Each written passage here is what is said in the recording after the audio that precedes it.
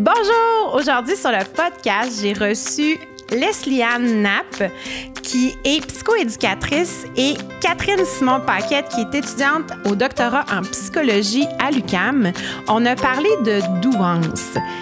Ça a été une conversation très enrichissante. On avait des données scientifiques.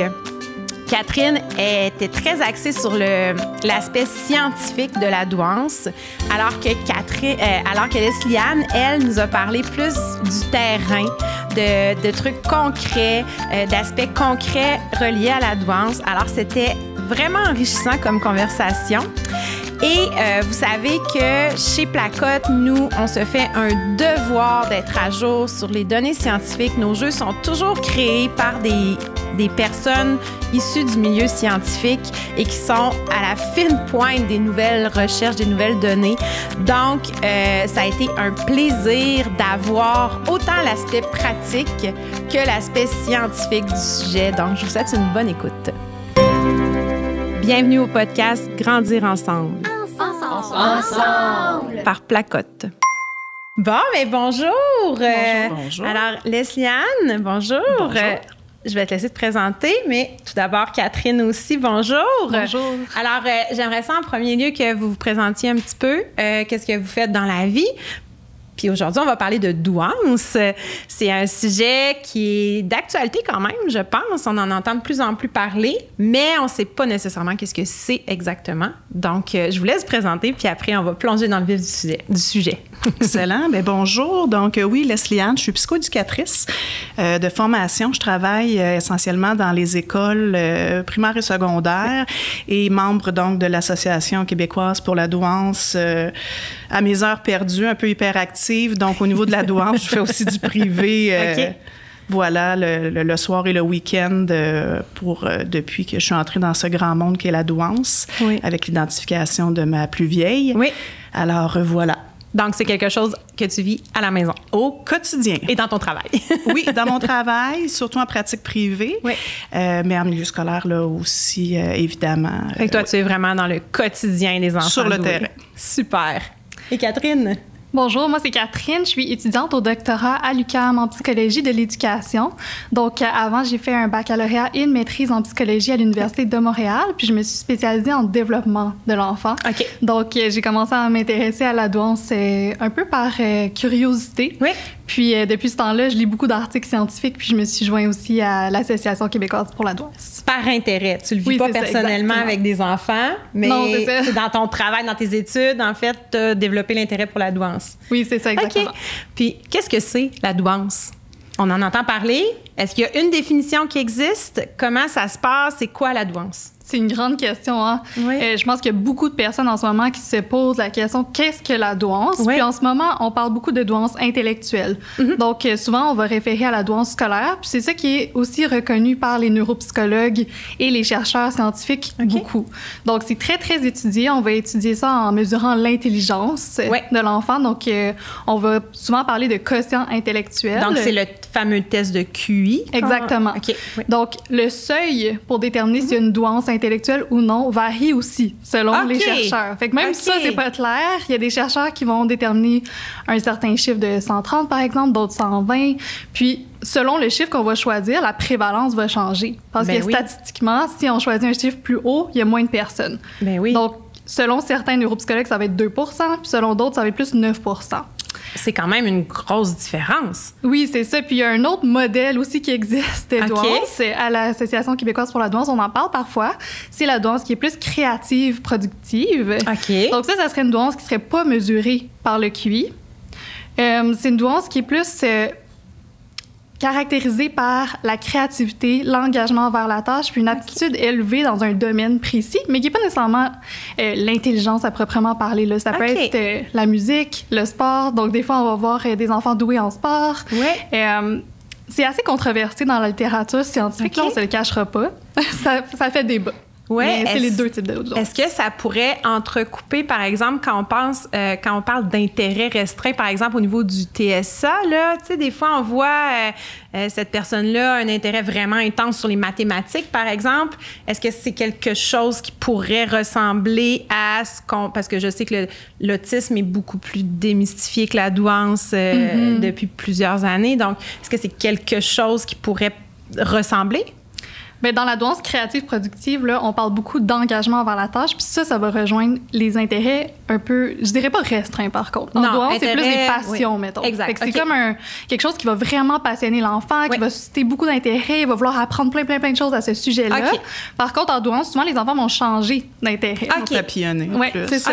Mais oui, c'est intéressant parce qu'il y a effectivement des manifestations de la douance qui peuvent se recouper avec des problématiques qu'on connaît peut-être mieux, qu'on entend, pour lesquelles on a plus de connaissances, que ce soit le TDAH ou justement le TSA, où est-ce qu'on peut confondre ou de dire, bon, mais jusqu'où c'est la douance, jusqu'où c'est un TDAH. Oui. Donc, non, c'est pas simple. Puis, il faut savoir déjà à la base, Alexandra, qu'il n'y a pas de définition unanime pour l'intelligence en partant.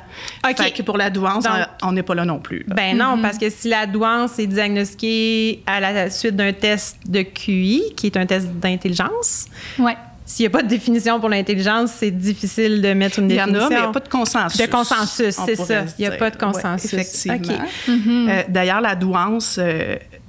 c'est pas un diagnostic en soi. C'est vraiment une identification. La douance n'est pas un trouble. C'est pas dans le DSM-5, ça ne le sera jamais. C'est une force, la douance en soi. C'est ce qu'il faut se dire. Quand il peut y avoir un trouble associé, ceci étant dit, on peut identifier une douance avec une comorbidité. Un TDAH. Un TDAH, un TSA. Ça peut être plein de choses, un trouble anxieux, les troubles de santé mentaux et tout, mais à la base, c'est une force, la douance. Donc, ce n'est pas un diagnostic, c'est une identification. OK, ça, je pense que c'est important de faire la différence parce que souvent, on entend « Ah, mon enfant a un diagnostic de douance ». Il y a comme une erreur à ce moment-là. Dans le fond, c'est pas le vrai terme qu'on devrait utiliser. On identifie les enfants avec une douance, essentiellement, parce que c'est pas un trouble. Donc, on va souvent parler de confirmation d'une douance. Dans le fond, c'est comme si le psychologue ou le neuropsychologue va émettre une hypothèse de douance, puis là, il va faire des tests avec l'enfant pour savoir si effectivement la douance s'avère ou pas. Donc, c'est pour ça qu'on va parler d'une confirmation. Mais effectivement, je pense que étant donné que c'est confirmé par un professionnel de la santé, probablement qu'il y a plusieurs personnes qui vont mettre le titre des diagnostics. OK. Dans ce cas-là, pourquoi est-ce problématique? Pourquoi on entend parler de douance? C'est pas un diagnostic. Pourquoi? Qu'est-ce que au quotidien, ces personnes-là peuvent vivre de problématiques? Parce que tantôt, tu disais justement c'est une force. Moi, dans ma tête, c'est une force, donc c'est positif. Mais je le sais que c'est pas positif tout le temps nécessairement non plus. Qu'est-ce que ça représente au quotidien, ça? Bien, essentiellement, ce qu'il faut surtout savoir, c'est que la douance, en général, va être bien vécue par une très grande partie des gens qui sont doués. Donc, c'est sûr que quand il arrive, par exemple, dans mon bureau en psychoéducation ou quand il arrive, même des fois, quand on ressent le besoin peut-être d'aller faire l'évaluation, c'est que là, il y a quelque chose qui cloche. Il y a une problématique. Mais c'est d'ailleurs, Catherine, tu pourras nous en parler, mais dans les études, c'est un petit peu ça qu'on constate, c'est que l'échantillonnage sur lequel on fait les recherches, bien, c'est un échantillonnage clinique, donc qui ont été amenés à consulter. Qui ont d'autres problèmes. Il y en a tout plein qui s'adaptent, puis qu'on n'entend pas parler, puis que ça va bien. Là. Donc, essentiellement, c'est la différence à faire. Oui, en fait, les problématiques, ça émerge quand l'environnement ne répond pas aux besoins des enfants doués. C'est une bonne nuance à faire, ça, quand l'environnement ne répond pas. Donc, ça remet en perspective, en fait, un peu, c'est pas l'enfant ou la personne qui a un problème. Exactement. Je pense qu'à l'association, c'est aussi une de nos missions de sensibiliser les intervenants qui gravitent autour de l'enfant, les parents, pour qu'ils comprennent mieux les particularités des enfants doués. Donc, Lesliane, tu pourras nous parler plus des particularités qu'ils ont, mais si on répond à leurs besoins fondamentaux, les enfants, comme tu disais, ils se développent très bien. Là. Il y en a plein qui vont vivre une vie très épanouie, mais si l'environnement ne répond pas à leurs besoins, par exemple, de stimulation intellectuelle, de répondre à la curiosité, de les valider dans leurs émotions, parce qu'il y en a beaucoup qui vivent de l'intensité émotionnelle, ben à ce moment-là, on peut voir des problèmes émerger de comportement. Et c'est souvent à ce moment-là qu'on va consulter. Exact. Oui, ou je reçois beaucoup d'enfants doués, de familles avec des enfants doués où est-ce qu'il y a une problématique sous-jacente aussi, ou pas sous-jacente, mais concomitante, là, comorbide. Donc, à ce moment-là, des fois, le mélange de deux problématiques, de la douance avec une problématique, un trouble réel au niveau neurologique ou affectif, là, ça peut faire des étincelles. Oui. Mais sinon, effectivement, ça peut être très, très bien vécu. Il y a quand même des... Tu sais, ils sont plus différents que semblables. Oui. Les gens essaient souvent de nous demander un peu de catégoriser puis de faire une checklist. C'est sûr qu'il y a des manifestations qui se recoupent, là, tu sais, mais il n'y a pas une checklist à dire, OK, ben c'est ça. Ceci étant dit, ce qu'on constate beaucoup puis moi, je me valide avec Catherine, c'est la recherche, donc j'adore ça. C'est parfait. Mais ce qu'on constate beaucoup, essentiellement, c'est ce grand besoin de quête de sens. Essentiellement, c'est des enfants qui vont être... Et ça, en soi, autant ça peut être une force extraordinaire parce qu'on va... C'est pas des enfants qui vont chercher les solutions toutes faites ou qui vont acheter ce qu'on leur dit parce qu'on leur dit. Mais au quotidien, ça se peut que dans une autre extrémité, ça devienne un petit peu difficile. Tu sais, un enfant... Pour les parents, entre autres. Et les enseignants aussi. Tu sais, pourquoi? Puis on peut voir ça un petit peu comme de la confrontation, comme de l'opposition. Mais essentiellement, c'est vraiment une quête de sens. Ils veulent comprendre, ils sont intéressés, ils sont curieux, ils ont soif d'apprendre, ils aiment apprendre. Oui. Mais effectivement, tu sais, tout ce qui est... Tu sais, si on le met dans l'autre extrême, ça pourrait devenir problématique, ce que ça fait pas tout le temps. Oui. Et il y a l'intensité aussi. Toute l'intensité, c'est pas simple. C'est une structure neurophysiologique qui amène une surefficience du cerveau. Donc, les informations vont circuler d'une façon beaucoup plus efficace. Plus rapide. Mais c'est ça. Moi, je dis souvent, ils ne sont pas branchés sur le 110, ils sont sur le 220. Ça va vite. Les émotions aussi. Donc, il y a beaucoup à ce niveau-là, oui, ça peut aller vite. Donc, c'est ça, essentiellement la quête de sens, le désir d'apprendre beaucoup. L'acuité, on va parler c'est mitigé dans les recherches au niveau des hypersensibilités. Ça, c'est un point, mais des hyperacuités. Oui. Donc, c'est des enfants qui vont être plus sensibles au niveau sensoriel, qui peuvent être en surcharge, par exemple, à certains moments. Beaucoup qui vont bien vivre ça, mais il y en a d'autres pour qui ça peut devenir vraiment lourd à supporter. Là, puis, je sais pas, c'est quand la dernière fois que vous êtes allé vous asseoir dans une école primaire ou secondaire. Ça bouge. C'est bruyant. Il y en a de la sensation, auditive, sensorielle, olfactive, là, tu sais, quand... Oui. Après l'heure du dîner, là, les micro-ondes qui se font aller, puis le bruit dans les espaces. Donc, on peut avoir des enfants qui peuvent avoir plus de difficultés à vivre avec ça. Donc, j'imagine que ça, par après, quand ils entrent en classe, sont pas du tout au même endroit pour apprendre que les autres à côté. Et si ça peut être surprenant parce qu'une de leurs grandes forces, c'est l'adaptation. Tu sais, quand on dit que la douance, c'est une force, mais essentiellement, ça vient avec une grande capacité d'adaptation. Donc, ils peuvent très bien s'adapter. Ça se peut qu'ils soient plus fatigués le soir. Tu sais, on en voit au même titre que si j'extrapole puis je vais plus loin sur le continuum de la difficulté, j'en ai beaucoup qui vont bien à l'école, arrivent à la maison, décompensent. La crise, ça va pas, ils veulent pas aller à l'école, pourtant ils réussissent bien. Oui. Donc, il y a ce volet-là, mais ils sont en surcharge. Mais ils ont compensé toute la journée. Oui. Donc, c'est ça. Ça peut être difficile à gérer pour les parents, difficile à expliquer pour l'école parce que ça peut bien aller. Au même titre qu'il y en a que déjà à l'école, ça fonctionne un petit peu moins aussi. Oui. Mais l'adaptation étant une de leurs forces, des fois, ils tirent peut-être un petit peu l'élastique, un petit peu plus loin, puis ça devient plus difficile après. Je le vois beaucoup sur le terrain. OK. Oui, surtout. Puis d'ailleurs, au niveau de la comparaison, au niveau de la science, les garçons et les filles ont des manifestations différentes de la douance. Et je te laisse, Catherine, parler de la différence. Oui, ça ne se manifeste pas de la même façon. En fait, chez les garçons, on voit beaucoup de comportements extériorisés. Donc ça va être comme l'agressivité, la désobéissance, des comportements qui sont vraiment extérieurs à eux. Donc ça, c'est pas juste chez les doués. Là. Chez tous les enfants, les garçons, souvent, vont montrer des niveaux plus élevés de comportements extériorisés. Les filles vont montrer plus des comportements intériorisés. Fait que ça, on parle de symptômes anxieux ou dépressifs. Oui. Donc, ça va être comme si leurs manifestations vont être vraiment plus orientées vers elles-mêmes. Qu'on peut penser aussi au perfectionnisme, à l'anxiété de performance. Ça va être des manifestations qui sont différentes. Donc, étant donné la nature de ces manifestations-là, les garçons sont plus décelés. Dans son talent. Oui, Fait parce que que c'est plus dérangeant. Ils voient, là, c'est ça exactement. Tandis que les petites filles, ben, souvent, vont être plus calmes, fait qu'ils passent sous le radar. Mais c'est tout autant problématique pour elles. Oui, puis des fois, ce qu'on constate, puis c'est important parce que c'est pas typique nécessairement à la douance, ça c'est vrai pour la population en général. D'accord. Mais ce qu'on va voir, c'est que les filles vont avoir tendance à se suradapter. Donc, quand on les identifie, des fois, la problématique peut être un peu plus grave, elle peut être rendue un petit peu plus cristallisée. Oui, c'est plus loin. Mais ça, c'est vrai pour... Ben, je sais que pour le TSA, l'autisme, c'est comme ça aussi. Souvent, les petites filles sont détectées plus tard parce qu'ils cachent mieux, ils s'adaptent mieux socialement, mais tout se vit de l'intérieur. Fait que ça ressemble, c'est ça. Ben, exactement. Puis ça revient à dire que, tu sais, les enfants doués, ça reste des enfants comme les autres. Oui. Ils ont certaines particularités, mais ils sont pas sur une planète complètement à part. Oui. On est dans un continuum qui est un petit peu plus loin, qui amène des particularités. Oui. Mais sinon, effectivement, il y a beaucoup de choses qu'on va nommer, qu'on va dire, ben c'est comme dans la population. Comme tous les autres enfants. La possibilité de vivre de l'anxiété, la possibilité d'être en surcharge puis d'être agressif.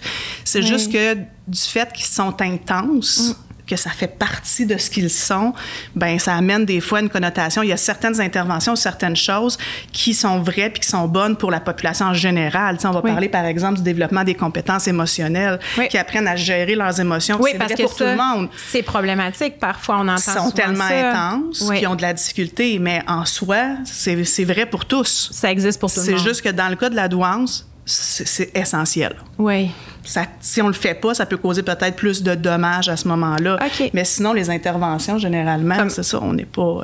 Concrètement, au niveau des émotions, au niveau émotionnel, ça peut se traduire comment, ces manifestations-là d'explosion, ben pas d'explosion, mais de trop plein, de trop intense, là. Ça se transmet comment? Bien, essentiellement, puis il y a l'empathie qui peut être quelque chose. Il faut savoir que c'est ça, le cerveau étant surefficace, le système limbique, où est-ce qu'on gère, je ne vous donnerai pas un cours de bio, là, c'est pas non, mais allons-y grossièrement. Mais oui, j'ai rencontré une élève justement cette semaine, puis je parlais de son système de traitement de l'information. Elle me regarde, elle dit, tu veux dire mon système limbique? On a un bel exemple. voilà. Donc, tu sais, qui peut être où les informations vont arriver d'une manière plus intense.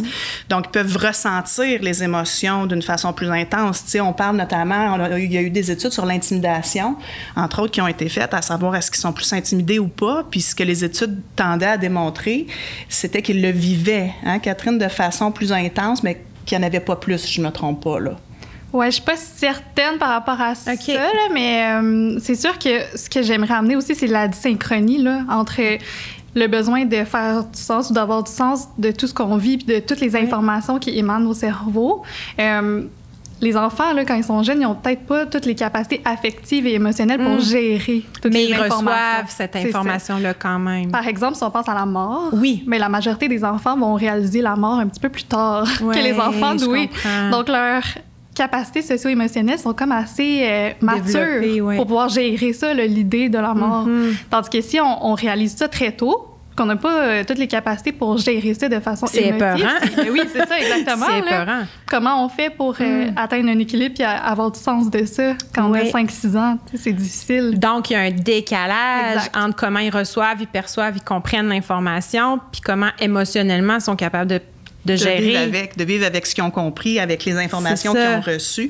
Donc oui, à ce niveau-là, effectivement, c'est souvent ça. Puis la capacité de se mettre à la place de l'autre. Parce que ce que je vois aussi régulièrement, c'est que je vais accueillir des enfants qui vont me dire, oui, mais ça me fait tellement mal quand je vois mon ami pleurer. Ah oui, je comprends. Ils la vivent. On passe de l'empathie à la sympathie. Et là, ils absorbent un petit peu tellement ils sont capables de comprendre l'autre puis de se projeter. Donc ça, c'est une force, mais qui peut jouer des tours. Puis c'est constamment ça. Ça peut être une force comme si on va dans l'autre extrême. Fait que c'est un petit peu ça aussi qu'on voulait faire émerger de cette discussion-là, de dire qu'on se place. Tout est une question de dosage et d'équilibre, mais qu'une force peut devenir une difficulté à l'inverse. Puis dans les dysynchronies, il y a les dysynchronies affectives, mais il y a toute la notion aussi de dysynchronie sociale.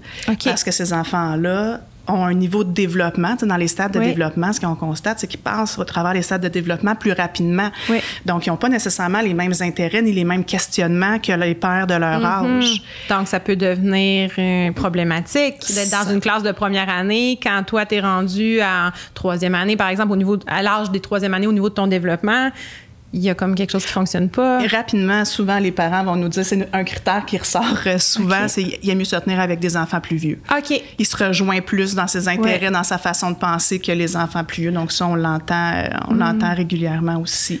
Puis les questionnements existentiels aussi qui sont présents très jeunes. OK. Puis des comme fois, par exemple la mort. Oui, c'est ça exactement. Mais il y a aussi comme le besoin de comprendre ce qu'on leur demande, par exemple, à l'école. Donc, pour certains enfants, mettons, on doit expliquer plus pourquoi on demande certaines choses, pourquoi il y a certaines règles. Pourquoi? Oui, c'est ça, S'ils ne comprennent pas, ça peut générer de la colère. C'est ça. Oui. Ça peut générer de l'opposition, puis de dire, ben non, tu sais, alors qu'on sait, tu sais, ce qu'on voit, c'est que quand ça fait du sens, ben ça va.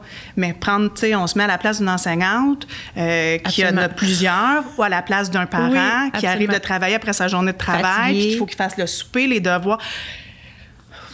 Oui, oui, c'est ça. Fait qu'effectivement, toute cette notion-là d'intensité qui est vraie un petit peu partout, puis qui est dans tout ce qu'ils sont, va générer des fois c'est là que ça devient problématique un peu plus. C'est des beaux défis. On va dire que c'est des beaux défis, oui. OK. Mais la quête de sens, elle perdure aussi tout le long de la vie. Fait que ça, on ne l'a pas mentionné au début, mais maintenant, les scientifiques s'entendent pour dire que la douance, c'est vraiment un processus développemental. Par développemental, on s'entend que c'est dès la conception, la grossesse, jusqu'à l'âge adulte, jusqu'à la fin mort, de vie. C'est ça, exactement.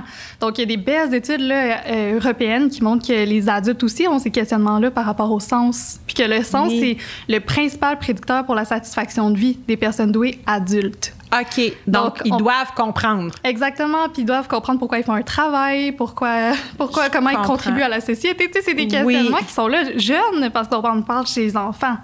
Mais ça perdure toute la vie, là. Le genre de questionnement que moi, j'ai eu à l'âge adulte peuvent arriver à l'adolescence, par exemple. Puis là, ça devient problématique parce qu'à l'adolescence, tu n'es pas nécessairement supposé avoir ces questionnements-là dans ton développement. C'est ça. Puis les choix de carrière, c'est angoissant. C'est exactement ça. Tu sais, dès l'âge de 9-10 ans, tu sais, quand tu as une multitude de possibilités, c'est de se dire, tu sais, qu'est-ce que je vais faire? Fait rapidement, ça peut devenir angoissant pour eux de se projeter dans ce qu'ils vont vouloir faire parce que, en même temps, avec toutes ces belles forces-là, ben, effectivement, on se rend compte que c'est ce que les études démontrent que ça peut devenir un processus angoissant.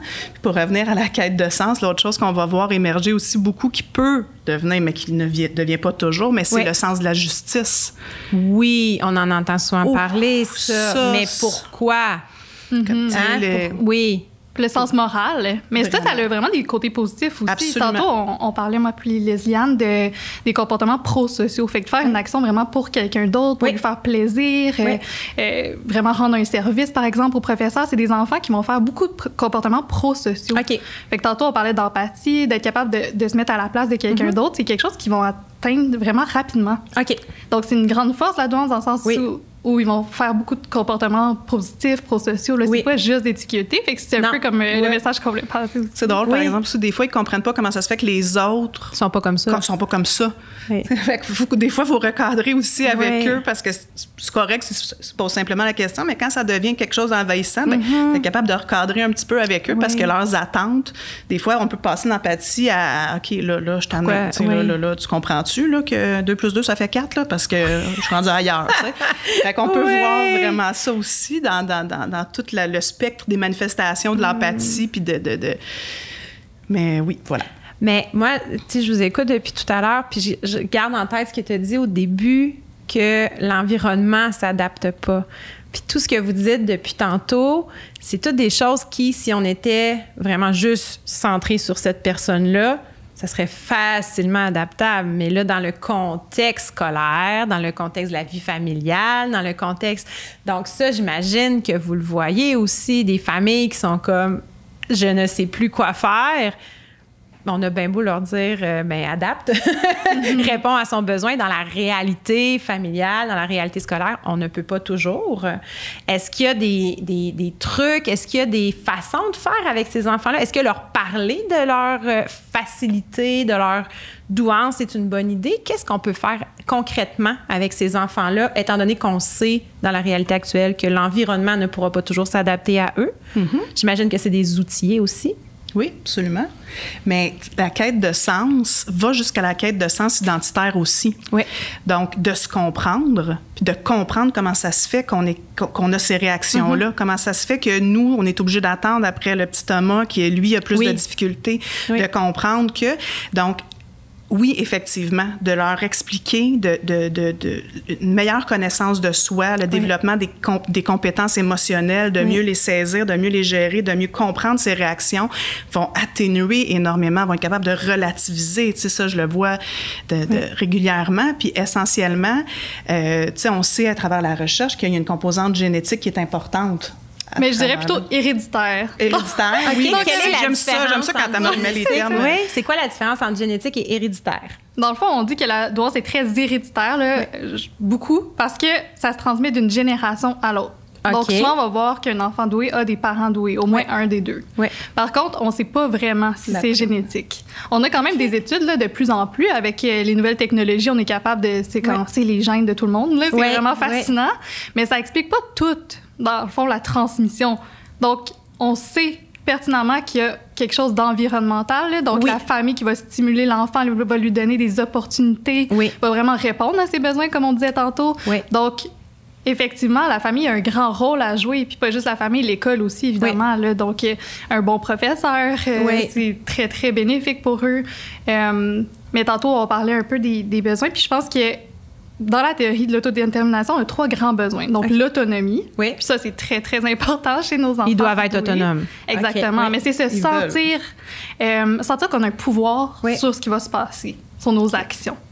Donc, tu sais, c'est comme l'inverse du contrôle. Le sentir qu'on est contrôlé puis qu'on est obligé de faire des choses parce que les gens nous le disent. Ça, c'est le contraire de se sentir autonome. Donc, à l'école, c'est problématique.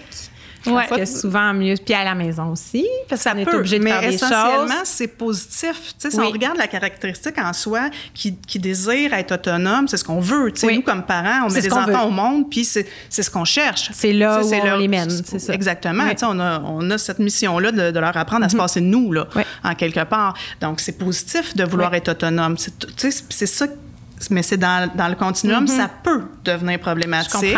Et ça en est une autre, ça en est une belle. Fait que ça, c'est les 2 premières. Puis t'as dit... il y a l'autonomie, la compétence. Fait que sentir qu'on est compétent puis qu'on est capable d'accomplir des tâches. Fait que ça va un petit peu ensemble. Là, si on permet à l'enfant, par exemple, de cuisiner avec nous puis de mettre la farine pour le gâteau, puis on le rend actif dans ce qu'on fait, mais là, à ce moment-là, ils sont aussi compétents. Puis autonome.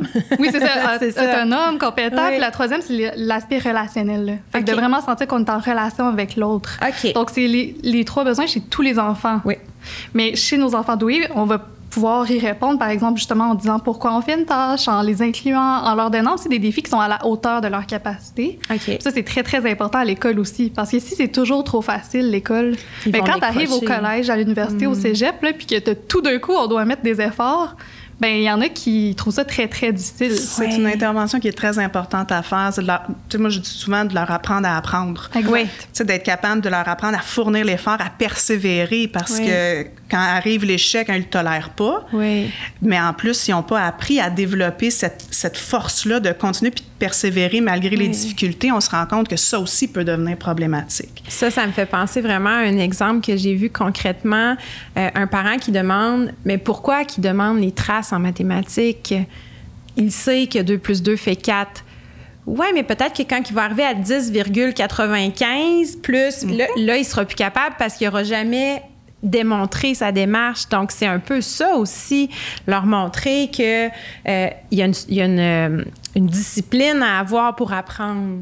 Puis on va passer par le sens, par la quête de sens. Présentement, c'est facile. Quand on va augmenter le défi, il faut être capable d'avoir une démarche qui sera peut-être pas toute intellectuelle, mais qui va peut-être nécessiter de décortiquer le problème par étapes. Donc ça, on peut l'expliquer à l'enfant. Absolument. Ils n'aiment pas plus ça, les laisser, ça, c'est dit généralement. Mais quand ils comprennent pourquoi. Ils peuvent, Puis alors qu'il y en a d'autres, effectivement, la majorité vont comprendre puis ils vont le faire. Mais tu sais, ceux qui sont un petit peu plus récalcitrants puis qui posent un petit peu plus de questions à ce moment-là, effectivement... Je comprends quand même, comme adulte, mais pourquoi il faut le faire? Je sais que c'est ça. Quand on n'a pas le sens. c'est important pour la communication aussi. Oui. Si, par exemple, je discute avec vous puis que dans ma tête, je fais des sauts parce que dans ma tête, ça a du sens, mais que vous n'êtes pas capable de suivre pourquoi je passe d'un sujet à l'autre, pourquoi de 2 plus 2, j'ai passé déjà à 4 sans vous expliquer comment je suis arrivée là. Tu sais, pour communiquer avec les autres personnes, c'est important aussi de pouvoir expliciter un peu qu'est-ce qui se passe dans notre tête. Oui. Donc, il y a plein de concepts comme ça qui sont importants. Puis, à l'école, il y a aussi un souci de sous-performance. OK. Qu'est-ce que tu entends par là? Des fois, on va identifier des enfants doués, par exemple, avec des tests de QI ou une évaluation neuropsychologique. Mais on va voir qu'à l'école, ils n'ont pas des bonnes notes. OK. Puis là, on se dit, mais qu'est-ce qui se passe? Cet enfant-là a clairement le potentiel pour avoir des bonnes notes, mais en ce moment, il les a pas. Ouais. Donc, dans la littérature, il y a plein de chercheurs, honnêtement, de partout dans le monde qui s'intéressent à la sous-performance parce qu'ils se disent, ben là, est-ce que c'est un signe de mal-être? Ouais. Est-ce que c'est signe que l'enfant à l'école, il est pas bien, fait que c'est pour ça qu'il est pas capable de performer au niveau où on sait qu'il est capable d'atteindre. Ouais. C'est pas une quête de performance à tout prix. Là. Il y a des gens qui disent « Ah, c'est parce qu'on est dans une société de performance puis tout le monde performe. Ouais. » Mais c'est pas ça. Là. Le souci à la base, c'est vraiment que on veut que les enfants s'épanouissent. À leur plein potentiel. À leur plein potentiel. Oui. Donc, c'est ça qu'il faut garder en tête. Puis tantôt, on parlait de est-ce qu'on parle à l'enfant de sa douance? Oui. Je pense qu'il faut faire extrêmement attention parce que dans la littérature, on voit aussi les mindsets, les états d'esprit. Oui. Il y en a qui ont des états d'esprit un peu plus fixes. Par exemple, je suis une personne très intelligente, je dois toujours bien performer. Puis là, les personnes, là, ça les rend anxieux parce que si on leur donne une situation qui est potentiellement difficile pour eux où ils pourraient échouer, mais ces personnes-là pourraient se dire « Ah non, je veux pas prendre le risque d'échouer et de perdre mon identité. Donc, je ne le fais pas. Donc, je vais juste pas le faire. » C'est important de aussi. se mettre en danger. D'où l'importance, par exemple, quand on donne une information à un enfant ou à une personne douée, d'expliquer aussi tout le phénomène développemental, en ce sens que la douance, ça s'exprime pas tous les jours, dans tous les domaines, à tous les moments. C'est pas parce qu'effectivement, je performe que je vais toujours performer. Il y a des moments dans la vie où la douance, elle ne se manifeste pas ou pas de la même façon. Donc, quand on parle de la sphère développementale, c'est vraiment important quand on à ce niveau-là, parce que oui, ça peut amener des pressions, induire des pressions inutiles. C'est ça, il faut mettre l'accent sur l'apprentissage. L'important, c'est que les enfants apprennent. Puis ils se développent, puis c'est pas important nécessairement qu'ils soient toujours doués ou toujours performants. C'est vraiment pas ça, l'identification. Là. C'est plus qu'ils ont des grandes forces, comme on a mentionné. On aimerait ça qu'ils atteignent leur plein potentiel, mais ça veut pas nécessairement dire de performer 100% dans toutes les matières, tout le temps. C'est pas ça le message. Là. Non, absolument pas. Puis généralement, une personne qui est douée puis qui fonctionne, on laisse ça aller, là, ça va bien. Là où j'ai trouvé sur le terrain que c'était important de leur parler de leur différence au niveau de la douance, c'est quand ils ont ce sentiment dans la dysynchronie sociale d'être un étranger. Quand ils ne se rejoignent pas, puis que là, ça devient un petit peu négatif en ce sens que moi, je suis pas comme les autres, je suis différent, ou est-ce que des fois, ça peut atteindre l'estime, comme d'autres fois, pas tant, mais à ce moment-là, quand ça commence à nuire, d'expliquer la différence au même titre qu'on va le faire pour le TDAH, on va leur expliquer que, on va le faire pour tout, en fait, pour les différences. C'est aussi vrai pour la douance quand ça nuit, quand la différence, quand le sentiment de différence nuit sur le terrain. Les interventions qui sont faites en ce sens-là, je les trouve efficaces personnellement comme psychoéducatrice. Oui, vas-y. C'est toujours bon de valider ce que les gens vivent. Donc, j'entends un peu dans ton discours que ça permet aux enfants de mieux comprendre leurs particularités, puis aussi ça leur donne le droit d'être qui ils sont. Donc ça, des fois, je me dis, on n'a pas besoin d'une confirmation pour donner aux gens le droit d'être qui ils sont, mais parfois, on va dire, cette personne est ben trop intense, elle est ben trop émotionnelle. Mais tu sais, juste comme parent ou comme professeur, d'accepter que les enfants sont différents puis qu'ils ont des besoins particuliers, tu sais, des particularités. On n'a pas besoin de mettre le mot nécessairement douance, de leur apprendre à vivre avec leur intensité, leur apprendre à vivre avec leur grand besoin d'aider l'autre ou leur empathie. C'est de vivre avec les caractéristiques qui manifestent, en fait. Quelle que soit la situation, que ce soit de la douance, ce qu'on devrait faire avec tous les enfants. Absolument, c'est ça. Avec tous les êtres humains. Pas juste les enfants rendus là. C'est vraiment intéressant parce que on entend souvent, tu sais, la douance, on en entend parler quand c'est problématique. On entend les parents dire, là, ça n'a pas de bon sens et telle affaire, mais de voir aussi le côté positif de ça, de voir les forces de ces enfants-là, puis de voir que ces forces-là peuvent aussi devenir problématiques à certains moments, mais que finalement, c'est comme tous les enfants. Mais oui, absolument. Il faut suivre leur rythme, leur développement et tout ça. Puis, par exemple, je reviens encore à l'environnement. Là, à l'environnement, qu'est-ce qui serait souhaitable? Tu sais, pour ces enfants-là, qu'est-ce qui serait souhaitable? On répond à leurs besoins. Est-ce que c'est souhaitable de les nourrir avant qu'ils demandent? Est-ce qu'il faut attendre qu'ils demandent la stimulation? Comment on fonctionne avec les enfants qui ont toujours besoin d'en avoir plus? Parce que c'est pas juste de la douance. Dans ce temps-là, il y a des enfants qui ont juste une curiosité, qui ont juste... Est-ce qu'on attend que l'enfant demande? Est-ce on fournit... On va au-delà des besoins de l'enfant, au-devant de lui? Mais le besoin d'être nourri au niveau intellectuel, ça aussi, c'est un, je dirais, consensus, Catherine, dans la science, hein, de autant la quête de sens que le besoin d'être nourri au niveau intellectuel. Puis c'est toute une question aussi de respecter le rythme de l'autre aussi. C'est juste qu'il faut en être particulièrement conscient parce que l'ennui, ça peut amener des difficultés.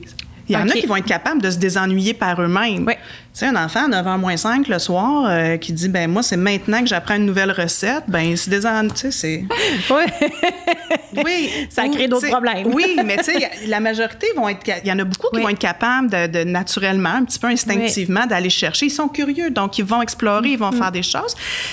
Mais il ne faut pas perdre de vue que c'est important de considérer ce volet-là parce qu'effectivement, l'ennui même, tu sais, puis je reviens au niveau scolaire, l'ennui, c'est une difficulté qu'on rencontre beaucoup en milieu scolaire qui pourrait aussi des fois expliquer un désengagement et une sous-performance. C'est comme un peu tanné de mettre le pied sur le frein puis d'attendre. Ben j'ai plus le goût de le faire. À un moment donné, ça devient long. Tu sais, des enfants puis des adultes qui me disaient, tu sais, je rencontre des enfants puis les parents de me dire, hey, je me rappelle tellement d'avoir regardé l'horloge puis d'avoir regardé la trotteuse, le nombre de fois que j'ai mis mes... Fait que, tu sais, ils se reconnaissent aussi là-dedans.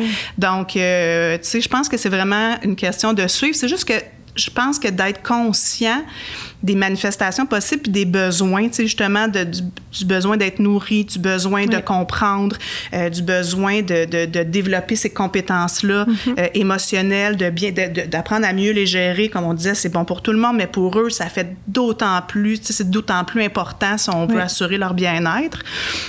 Donc, c'est plus dans ce volet-là. Puis d'ailleurs, la dysynchronie familiale, c'est un problème un peu. Tu sais, quand on parle de facteurs de protection, les parents sont le facteur de protection numéro 1 pour un enfant doué. Puis c'est important dans ce que tu appelles, j'ai aimé ça, le terme que tu m'avais donné, la résilience parentale. En fait, de développer une vision commune de ce qu'est mon enfant. Tu sais, c'est un truc qu'on peut donner, dans le fond, je pense, aux familles. C'est un peu ça, tu sais, de dire, quand on interprète les situations, puis j'ai comme plein d'exemples en tête où papa va me dire non, c'est ça, puis la mère interprète différemment. Fait que, tu sais, on perd un petit peu la cohésion puis la cohérence. Puis, fait que de développer une vision commune, d'aller chercher de l'information, de bien comprendre les manifestations de son enfant, puis d'être d'accord sur on peut pas toujours la marche à suivre, d'accord, mais oui, tu sais, parce qu'il n'y a pas de recette miracle. Tous sont plus différents que semblables. Donc, mais ça, d'être une équipe, en fait, autour de l'enfant, parce que d'intervenir de manière systémique, c'est... Puis, tu sais, chacun, on le disait tantôt, il y a une part héréditaire, ben c'est pas rare que dans une c'est rare qu'il y en a juste un. Hein? Fait que ça vient avec de l'intensité, de la quête de sens, d'autres gens aussi. Fait que ça d'être capable de la dynamique de fratrie aussi doit être un peu complexe avec les enfants pour qui ils ont besoin d'être stimulés, ils ont besoin d'apprendre, ils ont besoin de... Mais là, il y a d'autres membres dans la famille aussi, donc on peut pas toujours répondre à leurs besoins, on peut pas toujours... il doit y avoir plus de conflits, peut-être? Y a-t-il plus de... Pas nécessairement? J'ai pas nécessairement vu ça, mais je pense que c'est important, effectivement, que les parents respectent leurs limites. Là. J'entends un petit peu ça dans ta question, puis je trouve que c'est super important de l'aborder. J'ai l'impression qu'il y a tellement des parents qui veulent bien faire pour leurs enfants, puis qui veulent être sensibles et tout. Mais à un moment donné, nous, on a nos propres limites aussi, là, comme personne. Puis il y a d'autres besoins aussi pour les autres enfants et tout ça. Donc, c'est important aussi que l'enfant apprenne qu'il vit dans une communauté, puis qu'on essaie le mieux possible de faire notre possible pour lui, mais qu'effectivement, il y a d'autres contraintes, là, puis à l'école, c'est la même affaire. Mais tantôt aussi, ça me faisait penser à la passion qu'on a parlé au début. Tu sais, les enfants doués, on va dire souvent qu'ils ont des belles passions. Oui. Donc, ça peut être une façon, justement, de stimuler leurs intérêts, OK. de les nourrir, mais de pas trop les pousser non plus. Parce que c'est vrai qu'on veut pas leur mettre beaucoup de pression. On veut pas en mettre plus qu'ils s'en mettent déjà eux-mêmes. Exactement. Mais leurs intérêts à eux, leur passion, ça peut être un beau levier. OK. Pour leur permettre de progresser à leur rythme. Puis à l'école, c'est la même affaire.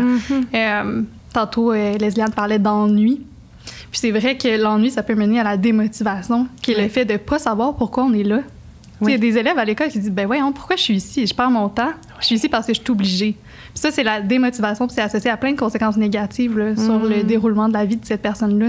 Donc, c'est ça qu'on veut éviter. D'ailleurs, la démotivation, c'est associé à plein de facteurs négatifs pour toute la population. Ben oui, c'est ça, exactement. Il n'y a personne qui veut vivre en se disant « Ben voyons, pourquoi je fais ça? Pourquoi je suis là? » Oui, vraiment. Donc, mais les intérêts, puis généralement, si on l'intérêt, il y a le facteur autonomie, on va le voir aussi nécessairement qui embarque, mais s'ils n'ont pas l'intérêt, de toute façon, souvent, ça va Ils sont plus... démotivés. Pas nécessairement, qu'ils vont vouloir faire... Ils veulent bien faire, veulent faire bien, mais c'est plus facile quand l'intérêt est là puis qu'on est dans leur passion. Puis quand on leur explique un petit peu les règles de société, mais ça fait du sens. C'est des gens qui sont empathiques, capables de comprendre aussi que maman en a d'autres à s'occuper, mais déjà de se sentir compris, de dire... Je sais que tu as besoin. Ça fait du sens. Je sais que tu as besoin, mais regarde, chacun son moment. Je te demande d'attendre. Puis on revient à tout. Ça boucle un peu sur ce qu'on se disait, de dire la quête de sens, le besoin de comprendre, le besoin d'apprendre à vivre avec les autres, la force de l'empathie, de l'autonomie. Fait que, ça peut très, très bien se passer, là, malgré ça. Là. Oui. Quand on entend, puis là, je passe sur un tout autre sujet, mais des fois, on entend le terme douance twice. Qu'est-ce que c'est, ça? Mais la douance ou la double exceptionnalité, c'est une douance plus un trouble associé.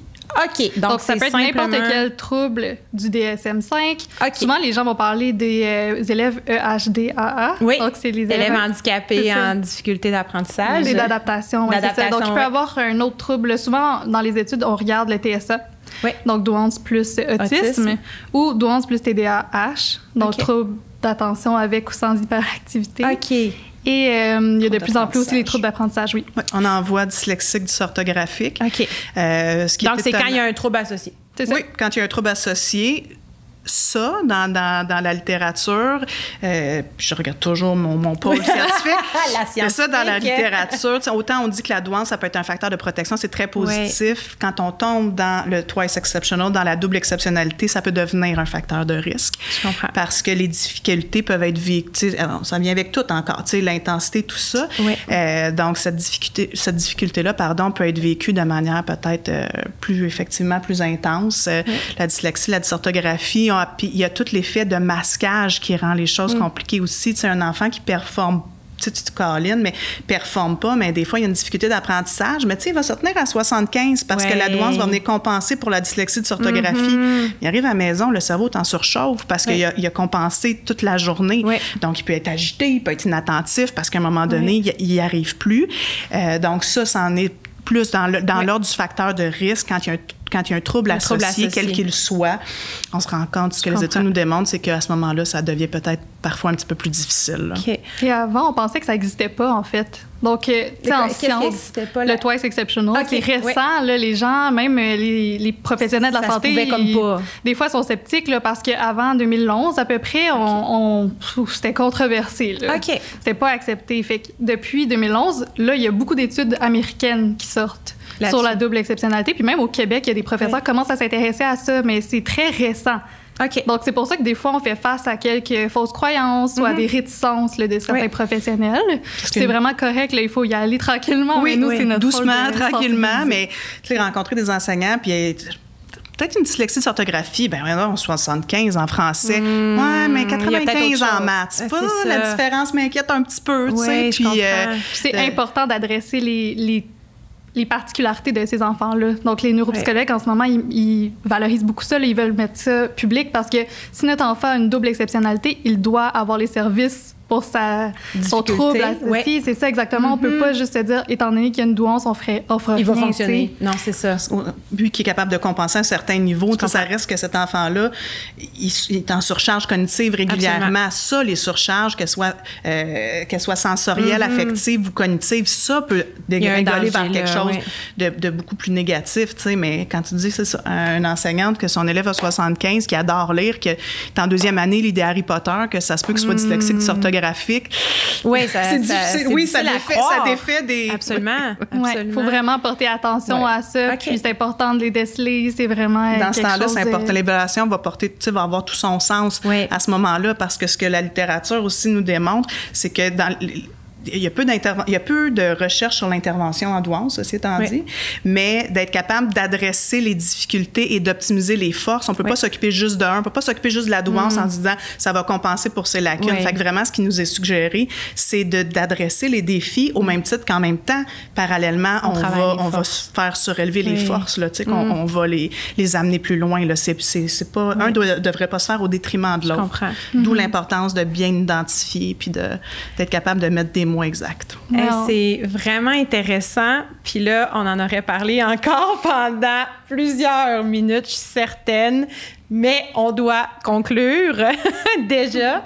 Alors, moi, j'ai vraiment beaucoup appris. J'ai vraiment beaucoup apprécié cette discussion-là. Pour vrai, c'est fascinant, la douance. Là. C'est un monde que je connaissais pas, dont j'entendais parler. Mais vraiment, je pense que vous allez avoir ouvert une grande porte, là.